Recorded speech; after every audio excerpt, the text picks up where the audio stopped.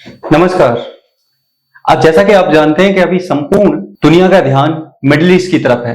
जैसा कि आपको पता है कि पिछले कुछ दिनों में मिडिल ईस्ट में लगातार संघर्ष होता जा रहा है। ये लड़ाई पिछले अक्टूबर से शुरू हुई थी, जिसमें इजराइल, हमास के बाद हिजबुल्लाह और अभी हाल में ही ये टेंशन ईरान और इजराइल के बीच में लगातार बढ़ती जा रही है। लेकिन आज के टाइम पर मीडिया का ध्यान, विश्व के देशों का ध्यान अफ्रीकी देशों में काफी कम है। पिछले कुछ दिनों में लगातार अफ्रीका के देशों में अशांति बढ़ती जा रही है, लगातार आतंकी घटनाएं बढ़ती जा रही हैं, लगातार अलकायदा, आईएस जैसे ग्रुप सक्रिय होते जा रहे हैं। हाय हेलो, मेरा नाम है अभय गुप्ता और आज हम डिस्कस करने वाले हैं अफ्रीका के संदर्भ में कुछ बातें और जानने वाले हैं कि क्या अफ्रीका इस समय एक बड़ी अशांति की तरफ बढ़ रहा है। तो ध्यान से सुनिएगा और समझने की कोशिश करिएगा। देखिए, अफ्रीका का जो साहिल क्षेत्र है, इस साहिल क्षेत्र में कई सारे देश आते हैं। जैसे इसमें आपका आता है मॉरिटानिया, माली, नाइजर, इरिट्रिया, चाड, सूडान, बुर्किना फासो आदि देश आते हैं।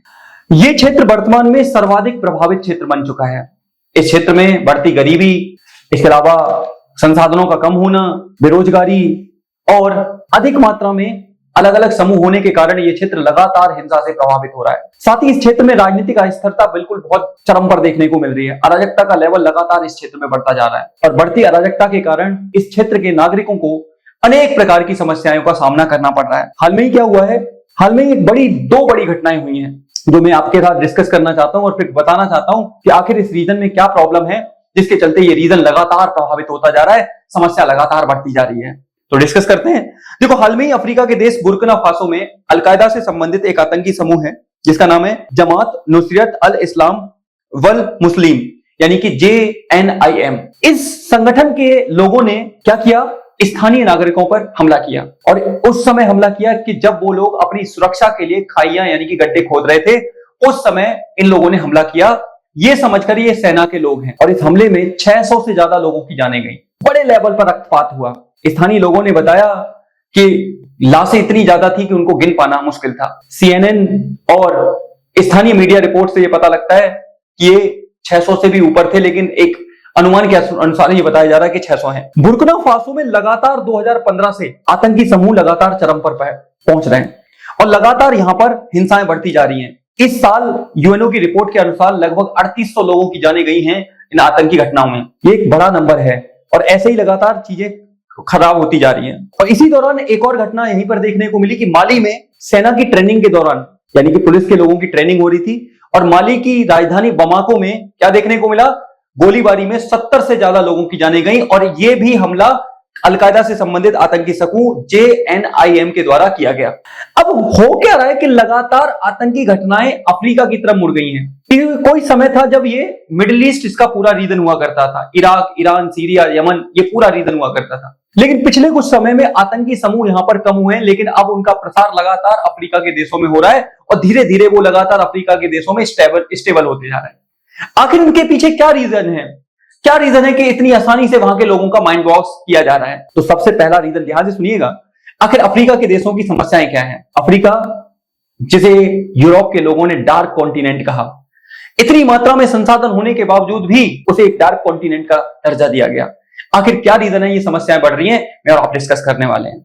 सरफेस से पहले प्रॉब्लम है गरीबी। अफ्रीका के साहिल क्षेत्र में जो पूरा का पूरा डेजर्ट वाला क्षेत्र है, इस क्षेत्र में लोगों का मुख्य रोजगार कृषि है, लेकिन मानसून की अस्थिरता, राजनीतिक अस्थिरता के कारण इस क्षेत्र में गरीबी का स्तर लगातार बढ़ रहा है। बेरोजगारी का स्तर अपने चरम पर है, लोगों की मूलभूत आवश्यकताओं की सुविधा पूरी नहीं हो पा रही है, शिक्षा का स्तर बहुत बेकार है, राजनीतिक अस्थिरता लगातार बढ़ती जा रही है। छोटे छोटे ग्रुप अलग अलग एरिया को कंट्रोल करने की कोशिश कर रहे हैं या लगे हुए हैं, जिसके कारण ये क्षेत्र बहुत ज्यादा अस्थिर होता जा रहा है और इन क्षेत्र में आसानी से इस क्षेत्र के युवा, इस क्षेत्र के नागरिक इन आतंकी संगठनों के अंडर में आ जाते हैं और इस प्रकार का माइंड वॉश होकर वो अपनी घटनाएं करना शुरू कर देते हैं। JNIM उसी का एक उदाहरण है, जिसने बुर्किना फासो में 600 से ज्यादा लोगों की जानें ले ली, माली में 70 से ज्यादा लोगों की जानें ले ली और ये आतंकी घटनाएं लगातार चाड, लीबिया, बुर्किना फासो, माली, नाइजर, मॉरिटानिया, इनमें लगातार बढ़ता जा रहा है। अब प्रॉब्लम क्या है कि विश्व के देशों का ध्यान इन पर कुछ खास नहीं है, लेकिन हाल में ही UNO के महासचिव एंटोनियो गुटेरस और अफ्रीकी संघ के महासचिव जिनका नाम है फाकी मेहतान, इन्होंने हाल में ही आलोचना की और यह कहा है कि विश्व की मीडिया को यहां पर भी ध्यान देना चाहिए। विश्व के देशों को यहां पर भी ध्यान देना चाहिए। जिस तरह से आतंकी गतिविधियां अफ्रीका के देशों में बढ़ रही हैं, एक समय ऐसा आएगा कि अफ्रीका गढ़ बन जाएगा इन आतंकी गतिविधियों का, और ये धीरे धीरे प्रसार होता जाएगा।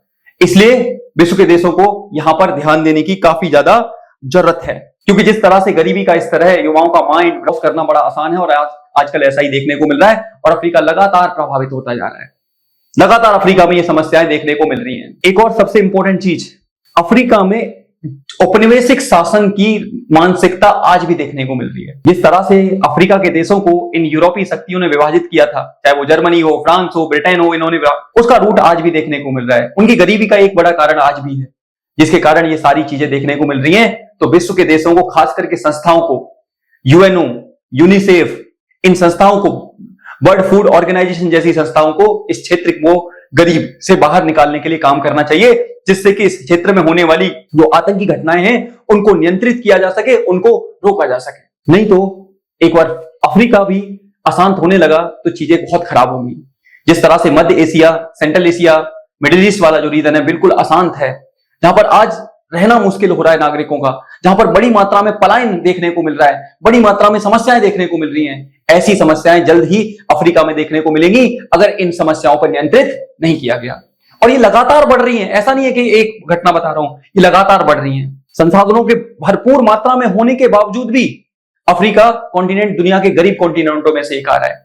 मजबूरी में लोग रहने को मजबूर हो रहे हैं। एक ना स्वच्छ पानी है, ना साफ हवा है, ना स्वास्थ्य सुविधाएं हैं, ना फूड सुविधाएं हैं।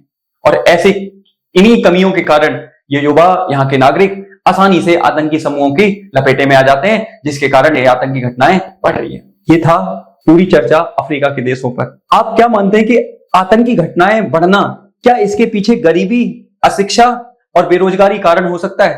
अगर आपको लगता है कि हाँ हो सकता है, तो कमेंट में जरूर कमेंट करिएगा, बताइएगा क्या ये कारण हो सकते हैं, और इन समस्याओं का समाधान किस प्रकार निकाला जा सकता है, इसके ऊपर भी आप जरूर लिखिएगा। मिलूंगा मैं आपसे ऐसी क्लास में, तब तक आप अपना ख्याल रखिए, मस्त से अच्छी तरीके से पढ़िए और चैनल को थोड़ा सा सपोर्ट करिए, जिससे कि चीजें आगे हों। तो मिलते हैं ऐसी क्लास में, तब तक के लिए आप सभी का धन्यवाद। जय हिंद, जय भारत।